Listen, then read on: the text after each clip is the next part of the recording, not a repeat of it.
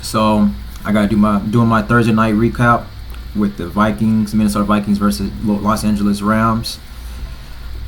So, a couple thoughts on that game. I didn't watch the entire game. I need to watch the entire game, but I know what happened throughout the entire game. Obviously, from that horrendous missed call by the referee. It is just getting to the point now where it's like I'm getting tired of just keep talking about the referees every single week. Like talking about missed calls or bad calls from referees every single week should not be part of my segments of when I do these videos, when I talk about these games. I don't want to talk about the referees. The referees are not players, they're not coaches. They're not a part of I guess to a certain extent they're part of the game, but they should have no relevance. We should not be talking about referees, bad call, missed calls. The referee's job is to call a fair game. That's what you're getting paid for. You're a professional. You're in the NFL. You're an NFL ref. You should know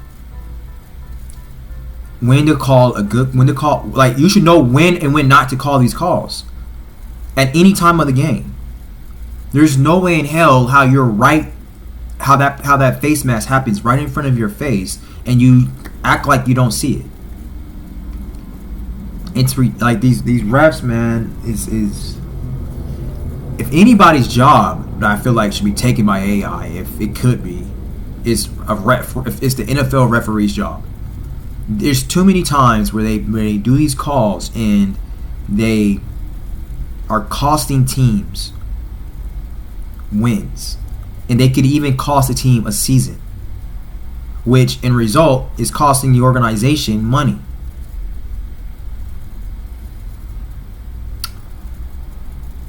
Whatever, man. I don't want to spend too much time talking about these referees, but something has to be done. I know people are talking about, the call should be reviewable. It shouldn't only be that. It shouldn't only be reviewable.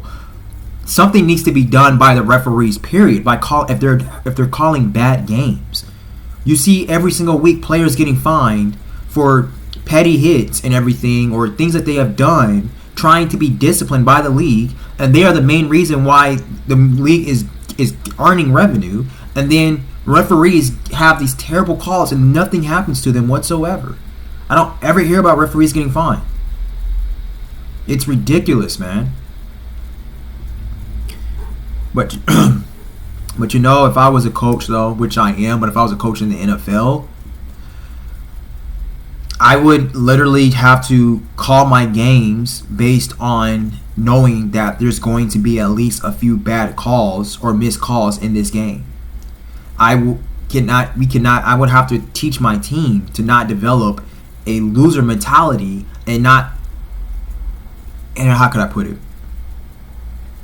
And not think that the game, because on the contrary, because what I'm saying is not thinking that the result of the game is going to be based on the referees. You go out there and dominate. As long as you dominate, it doesn't matter how bad of a game the referees call, because it doesn't matter, because we're out there dominating. There is no competition. The other team, the opposing team, cannot stand toe-to-toe with us whatsoever. We are their bullies. They need the referees. That's the type of mindset that I would instill into my players. But as I'm doing my YouTube channel, as I'm talking about this through video, I am laying out my frustration on how garbage NFL referees are,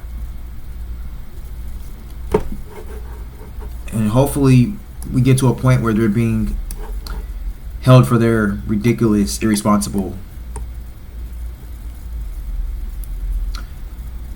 actions.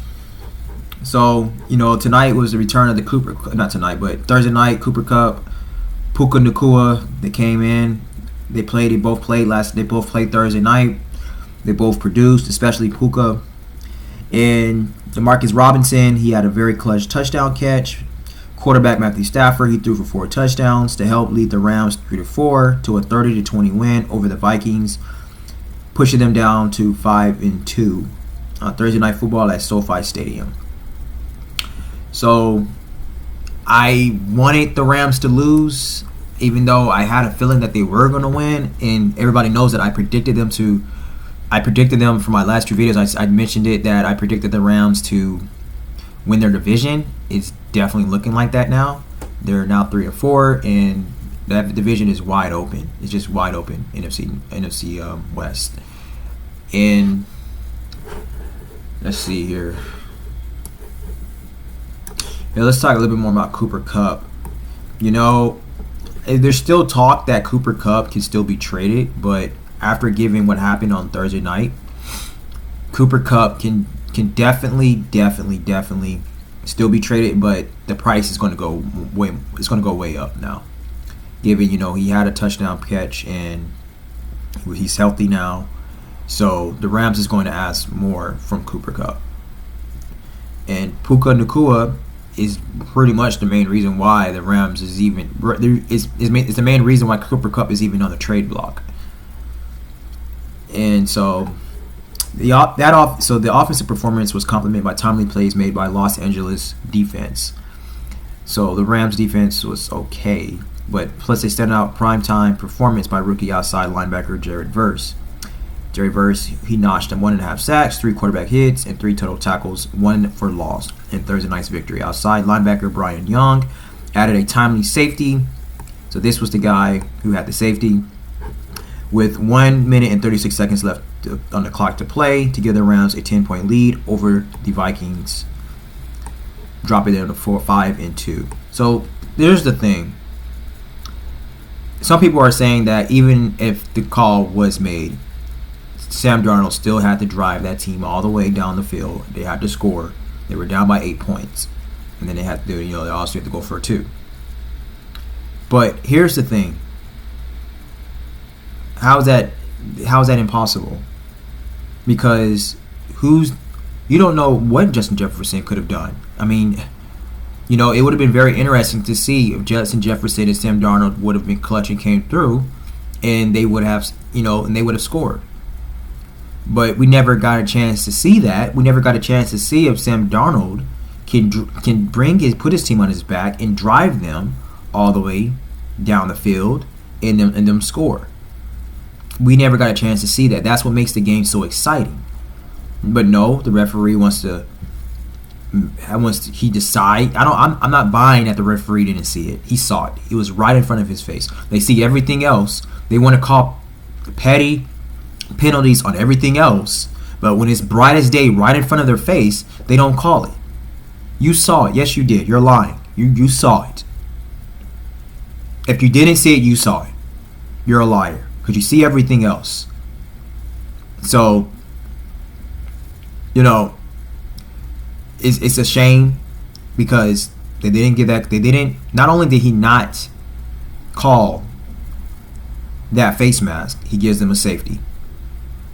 So he just is like, the referee just pretty much was like, oh yeah, I'm about to decide who wins this game right now. I'm about to put an end to this. Safety. No face mask, safety. It's like, God, dog. And then they get the ball back.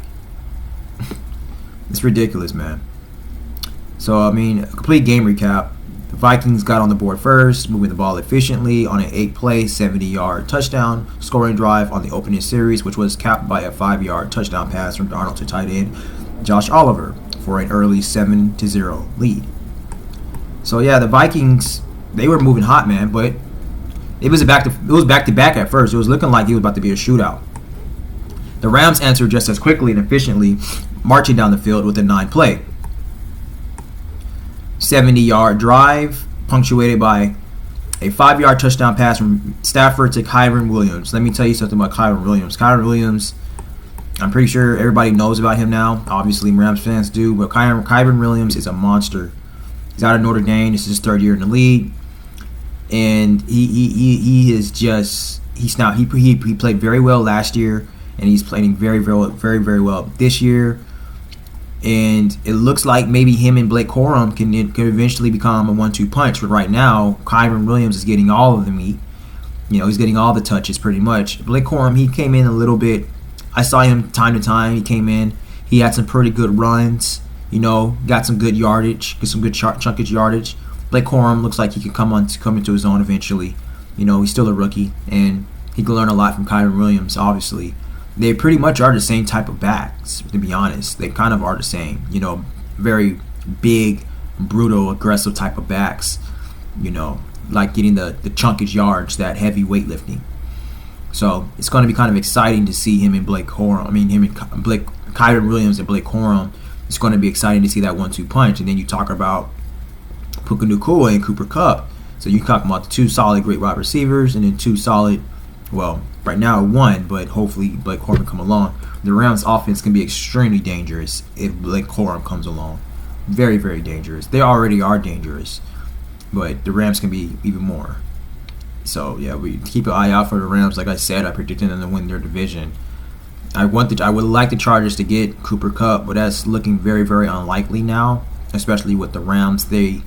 Like I said, he's still on the trading block, but the price has went way up, and I highly doubt that Joe Ortiz is going to give the Rams what they're asking for with Cooper Kupp. It's just not going to happen. So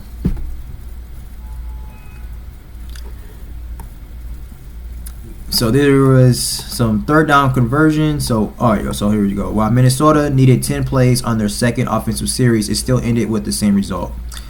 A Darnold touchdown pass, this time from 10 yards out to wide receiver Trent Sherfield, senior, to regain the lead 14-7 with 53 seconds left in the first quarter.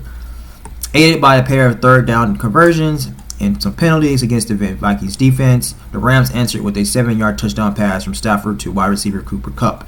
Stafford made the play while escaping a would-be sack to throw the touchdown early in the second quarter to tie the game 14-14. Yeah, that was a phenomenal breakthrough with Matthew Stafford. I hardly ever seen Matthew Stafford, kind of scramble, but he was really elusive. Matthew Stafford was on fire. He was on fire Thursday night, on fire. Things slowed a bit after that as the teams traded defensive stops, due in part to penalties, especially pre-snap ones, stalling drives, and leaving the halftime score tied at 14. Stafford threw an interception on 3rd and 6 on the opening drive of the second half, put the Vikings at their own 27, and Minnesota converted the takeaway into points. A 23-yard field goal by kicker Will Richard, with 6 minutes and 3 seconds left to go in the third quarter to take a 17-14 lead. The Rams responded with a beautiful 25-yard touchdown pass from Stafford to wide receiver Demarcus Robinson to take a 21-17 with 2 minutes and 36 seconds left in the third quarter.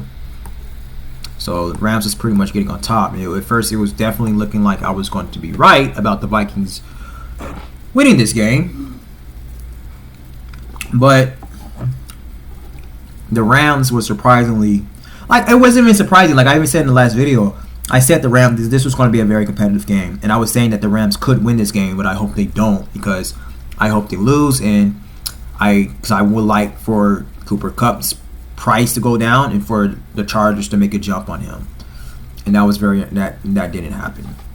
Richard's 35-yard field goal attempt early in the fourth quarter cut the Rams' lead to 1. Los Angeles reached the Vikings 29 on the ensuing possession, electing to go for it on 4th and 1 from the Minnesota 29 and converting with a 3-yard run by Williams. It made possible Stafford's 4th touchdown pass of the night and second to Robinson. This one from 10 yards out for a 28-20 LA lead with 6 minutes 17 seconds remaining in the fourth quarter. Now this is when the drama really starts to happen. A little over a minute later, outside linebacker Jared Verse and Michael, I do not want to mess up his name, Hocht, I believe that's how you pronounce it, Hocht, combined for a second down sack that resulted in a 13-yard loss that forced the Rams to punt. Although a 27-yard completion from Stafford to Kupp kept the ensuing drive alive to convert a 3rd and 9 from the Rams' own 20. The Rams were still forced to punt on that series. Still, that completion had forced the Vikings to use their last timeout with 3 minutes and 17 seconds remaining. That clutch Ethan Evans punt pinned the Vikings down deep in their own territory, and the defense capitalized with Young's safety with 1 minute and 42 seconds remaining to give them a 10-point cushion and effectively secure the victory. So yeah.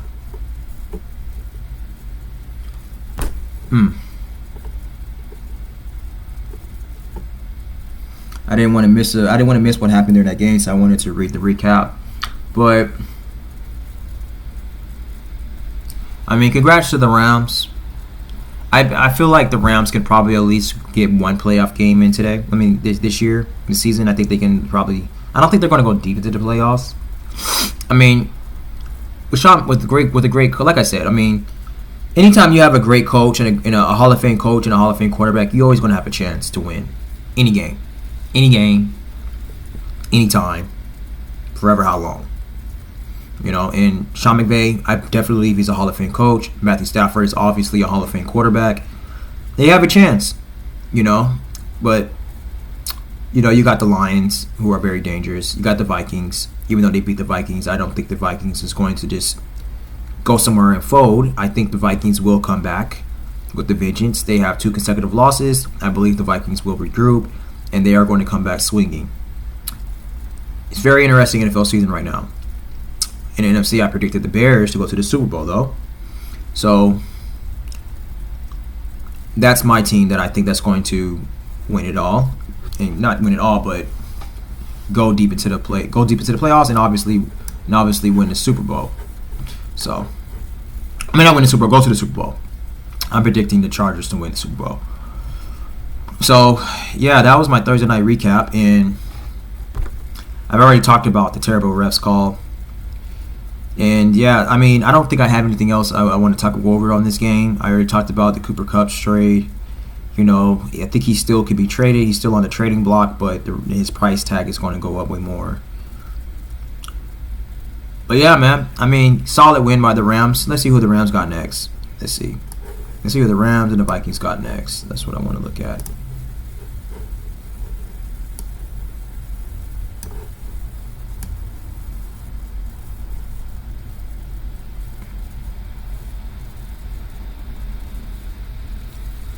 So the Rams have Seattle next.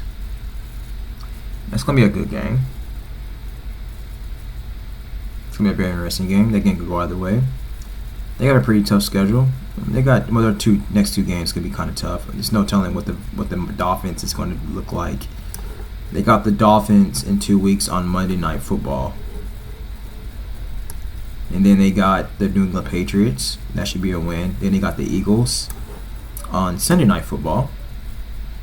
NBC. That's going to be an interesting game. It's not going to be a walk in the park. That game can go either way. And then they got the Saints. It depends on where Derek Carr is going to look like. That game could be a huge shootout. And then they got the Bills, week 14. That could be a loss. Then they got the 49ers. They got some tough games. Got the Niners on Thursday Night Football. And then they got the Jets. And then they got the Cardinals. And then the Seahawks again. So they fairly have a pretty solid, fair schedule. A lot of these games I think can go either way. So, I mean, the Rams is looking solid. They're definitely looking like they could probably do in their division. But we'll see. Let's see what the Vikings are looking like.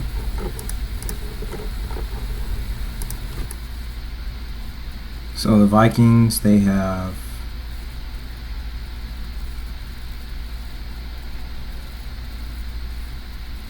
the Indianapolis Colts next. That should be a win. Their next 2 games should be easy wins. Well, I ain't gonna say easy. I ain't gonna say nothing. It's never easy to win in NFL, but their next 2 games should be wins. Now, if the Vikings lose either one of these games, it's gonna be trouble for them. They can't afford to lose either one of these games. And then they got the Titans. So they got a fairly easy schedule the next 3 weeks. They can regroup. They got the Colts, the Jags, the Titans. The Titans has a pretty good defense, but that should not slow them down. And then it's going to be a very, very intense game. They got the Bears on week 12. And then they got the Cardinals. The Cardinals are so inconsistent. You never know which Cardinal team is going to show up. So that game can go either way, depending on which Cardinal team is going to show up. And then they got the Atlanta Falcons. The Atlanta Falcons, they were pretty good earlier this year. They haven't been playing well the past couple games. So that can be a win. And then they got the Bears again on Monday Night Football. And then they got the Seahawks, and they got the Packers, and then they got the Lions. So towards the end of the year, so really, to be honest with you, they got a pretty tough schedule after week 11. After the Tennessee Titans, from week 12 all the way to week 18, they got a tough schedule. I mean, every single game is going to be a tough schedule. I mean, in the Cardinals, it's not going to be a walk in the park. Like I said, the Cardinals are very inconsistent. Sometimes they can play very well, and sometimes they can be terrible. I mean, outside of the Cardinals, and like I said, depending on them, every single game is going to be a very, very intense game. It is not going to be a walk in the park. The Vikings has a very, very tough schedule for the remaining of the season after Jacksonville and Tennessee. So hopefully the Vikings can get together. Hopefully they can get some more wins, which I'm pretty sure they will. At least the next 2 games. But yeah, so that concludes my video. I don't really have that much more to say. I don't want to keep dragging along this video. I wanted to go along with their... Well, let me see. Let me look at their standings. Like I said, the Rams. Let me see where they stand right now, real quick.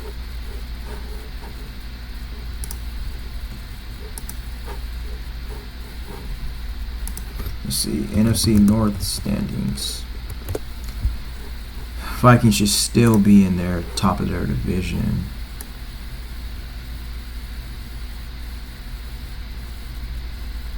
Okay, they're not. That's right. The Lions are at top of the division.